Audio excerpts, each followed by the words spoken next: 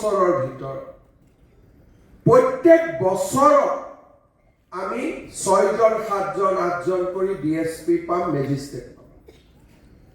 আমি আৰু এটা সিদ্ধান্ত ল'ব গৈ আছো যে অকল তৃতীয় চতুৰ্থ নহয়, এই বছৰ আমাৰ কাম চলি আছে, খুব 2-এদিনতে আমি সিদ্ধান্ত ল'ম যে অসম চৰকাৰৰ প্ৰথম আৰু দ্বিতীয় বিভাগ আমাৰ বৰ্গটো আমি চাহ জনগোষ্ঠী আৰু আদিবাসীক 3% আমি reservation.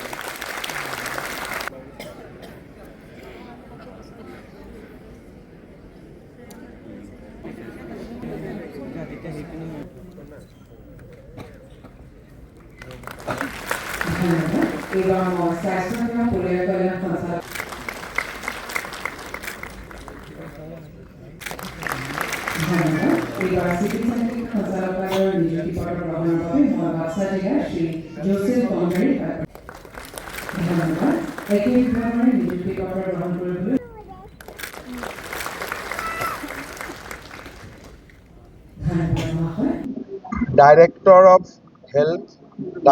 of Health, Family Welfare আৰু Director of Medical Educationত আজি আমি 215 গৰাকী প্ৰাৰ্থীক নিযুক্তি দিলো, যিসকলে চাহ জনগোষ্ঠী আৰু আদিবাসীৰ 3% সংৰক্ষণত নিৰ্বাচিত হৈছে। এই ব্যৱস্থা প্ৰথমবাৰ আছিল, সেইকাৰণে আমি এই চাকৰিখিনি সামাজিকভাৱে আন সকলৰ লগত মিলি সুকীয়াকৈ দিছোঁ, যাতে বাগানত এই খবৰটো যাব পাৰে যে 3% ৰিজাৰ্ভেশ্যনটো ইতিমধ্যে প্ৰযোজ্য হৈছে। আজিৰ চাকৰিখিনি দিয়াৰ লগে লগে আমি 1,45,000 পাৰ হৈ গ'লোঁ। অহা 10 জানুৱাৰী তাৰিখে এডিআৰিৰ তৃতীয় বৰ্গৰ চাকৰি আমি নিযুক্তি দিম আৰু মাঘ বিহুৰ ঠিক পিছতে 15-16 কোনোবা এটা তাৰিখত আমি এডিআৰিৰ চতুৰ্থ বৰ্গৰ নিযুক্তি দিম। তাৰ পিছত আন বিভিন্ন বিভাগৰ নিযুক্তি আছে, এগ্ৰিকালচাৰ, PWD, ইৰিগেশ্যন, সেই গোটেইখিনি নিযুক্তি, কাৰণ সেইখিনি মোষ্টলি গেজেটেড পৰ্যায়ত, সেইখিনিক আমি গোটেইখিনি একেলগে এখন সভাত মাতি আমি জানুৱাৰী মাহৰ ভিতৰতে নিযুক্তি দি দিম, যাতে এটা প্ৰক্ৰিয়া শেষ হৈ যাব পাৰে। ফেব্ৰুৱাৰীটো আৰু কিছুমান থাকিব এপইণ্টমেণ্ট, আমাৰ সৰ্বশিক্ষা অভিযানৰ পৰা প্ৰায় 3-4 আমাৰ শিক্ষক চৰকাৰীকৰণ হ'ব আৰু এনেকুৱা আন বহুত কেইটা বিভাগ আছে। ফেব্ৰুৱাৰীটো কিছু নিযুক্তি চলিব, কিন্তু জানুৱাৰীত মেইনলি নিৰ্বাচিত হৈ থকা সকলৰ নিযুক্তি প্ৰক্ৰিয়া শেষ হ'ব। टी ट्राइब्स आदिवासी कम्युनिटी के लिए सरकारी नौकरियों में 3% का रिजर्वेशन किया गया था, 3rd ग्रेड और 4th ग्रेड के लिए। पहले एजुकेशन डिपार्टमेंट में नियुक्ति हुआ, फिर पुलिस में हुआ और आज हेल्थ सेक्टर में नियुक्ति हुआ। इन तीनों नियुक्तियों को मिला के आज 710 चाय बागान के युवाओं ने नौकरी पाई है और आगे एडीआरई का नियुक्ति होने वाला है। तो हम बहुत ही ज़्यादा खुश हैं और चाय बागान में भी बहुत ज़्यादा लोग खुश हैं, क्योंकि पहला बार ऐसा हो रहा है जो चाय बागान के बच्चों को सरकारी नौकरियों में सुविधा मिल रहा है। बहुत पॉजिटिव माहौल है और ये सिर्फ और सिर्फ माननीय मुख्यमंत्री हिमंत बिश्व शर्मा जी के लिए संभव हुआ है। वो अगर इस तरह का निर्णय नहीं लेते तो आज इतना सुविधा हमारे बच्चों को नहीं मिल पाता। প্ৰথমে চৰকাৰক মই ধন্যবাদ জ্ঞাপন কৰিব বিচাৰিছোঁ। তেওঁ মানে প্ৰথমবাৰৰ বাবে নিকা আৰু স্বচ্ছভাৱে যি নিযুক্তি প্ৰক্ৰিয়া দিছে তাৰ বাবে মই অশেষ ধন্যবাদ জ্ঞাপন কৰিছোঁ। আৰু আগলৈও যাতে চৰকাৰে এনেধৰণৰ পদক্ষেপবোৰ লয় আৰু আমাৰ পিছপৰা চাহ জনগোষ্ঠীৰ মানুহখিনিক আগবঢ়াই অহাত সহায় কৰে।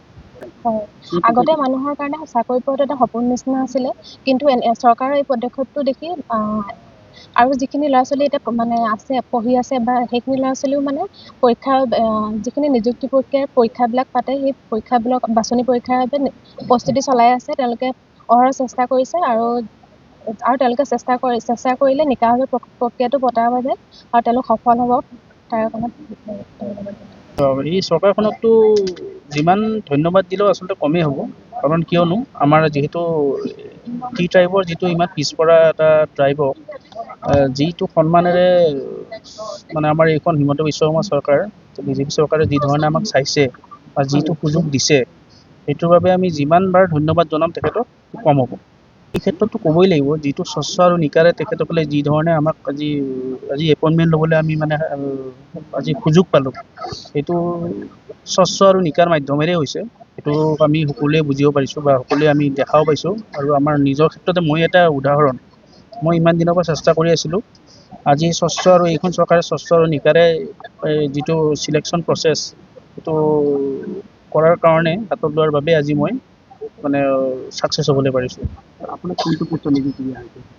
মোক আচলতে আপোনাৰ যিটো DMEৰ যিটো কাৰিকৰী বিভাগৰ হাৰ্ডৱেৰ বিভাগৰ যিটো ECE টেকনিচিয়ান সেইটো পদত মই এপইণ্টমেণ্ট ল'বলৈ। मैं पहले से धन्यवाद जता रही हूँ मेरी तरफ से कि ये निर्मूल जो अपॉइंटमेंट डिस्ट्रीब्यूशन हो रहा है इसके लिए सर को बहुत बहुत धन्यवाद जता रही हूँ। Thank you sir. बहुत अच्छा, मैं तो ये पहली बार दिया हूँ एग्ज़ाम और पहली बार में क्वालिफाई हो रहा हूँ और सर को बहुत बहुत धन्यवाद कि वो टी टाइप के लिए एक्स्ट्रा एक अपॉइंटमेंट का स्टेज दे रहा है हमारे लिए, उसके लिए बहुत बहुत धन्यवाद जता रही हूँ। बीच वाला कुछ आदमी नहीं को करना पड़ेगा? नहीं, डायरेक्ट अपॉइंटमेंट मिला है और कुछ धन वगैरह कुछ नहीं लेना पड़ेगा। हमारी को तो मैं बहुत इस चीज़ के लिए बहुत खुशी भी हूँ और मैं प्राउड फील करती हूँ कि सरकार ने इस बार जो ट्रांसपेरेंसी की बात कर रहे हैं और मेरिट बेस्ड जो लिया है इनिशिएटिव, वो एक्चुअली में वर्क किया है। हमें किसी के पास जाने की ज़रूरत नहीं पड़ी है। हमने ट्रूली एग्ज़ाम में जो रिटर्न एग्ज़ाम देकर वाइवा देकर क्लियर किया है, टोटली उसके बेसिस पे मिला है। तो उसके लिए मैं बहुत बहुत ज़्यादा धन्यवाद हूँ सरकार का। मैं यही बोलूँगी कि बस कोशिश करते रहिए, बस खुद को मोटिवेट करते रहिए और आई थिंक ये जो अभी जो हुआ है हमारे साथ, उस चीज़ से भी बहुत ही मोटिवेशन होने वाला है, बहुत लोगों को मोटिवेट मिलने वाला है। और जो कि हमारे साथ में भी हमारे साथ जो भी मतलब बहुत लोगों ने दिया था बट उनको भी नहीं मिला है, तो आई होप कि इस बार नहीं तो अगले बार वो फिर से ट्राई करेंगे और कोशिश करेंगे कि जॉब दें। तो नौकरी में नहीं, ऐसे तो बहुत कुछ किया है उन्होंने, जैसे कि अरुणोदय देते हैं वो तो सबको मिल रहा है, अरुणोदय मिल रहा है, हेल्थ फैसिलिटी जो मिलती है, आयुष्मान जो बोलते हैं, आयुष्मान कार्ड, हाँ वो पट्टा भी आया है। तो बहुत कुछ किया है, सिर्फ नौकरी के क्षेत्र में नहीं, सारे क्षेत्र में कोशिश कर रही है कि आगे बढ़ते जाए, हमारे साथ दे हमारा। मैं बहुत बड़ा धन्यवाद देना चाहती हूँ कि इतना अनएम्प्लॉयमेंट होने के बाद भी इतना जल्दी ऐसे सबको जॉब प्रोवाइड कर रहे हैं। आज तो सिर्फ अपॉइंटमेंट टीचर के लिए ही है। बहुत धन्यवाद है CM सर को कि ऐसे एक ट्राइब के बारे में सोचना है। ऐसे इसमें ऐसे एग्ज़ाम हुआ था, फिर ऐसे सिलेक्ट हुए, फिर उसके बाद डॉक्यूमेंट वेरिफिकेशन ऐसे हुआ, फिर उसके बाद ही ऐसे मतलब पोस्ट भी दे रहे हैं। मतलब अच्छा तरीका से हाँ, चांद सब नहीं हुआ, अच्छा, इसके बीच हाँ, में नहीं। इसमें बीच में कुछ नहीं है, सब अच्छे से ही दिया है सब। मैं यही कहना चाहती हूँ कि ये बहुत अच्छा कदम है एंटी करप्शन के उससे। मतलब पहले तो जिनके पास पैसा होता है उनको ही नौकरी मिलता था, अब तो ऐसा बिल्कुल भी नहीं है। अब तो सिर्फ काबिलियत के हिसाब से ही अभी मिलता है, तो बहुत धन्यवाद है सर को।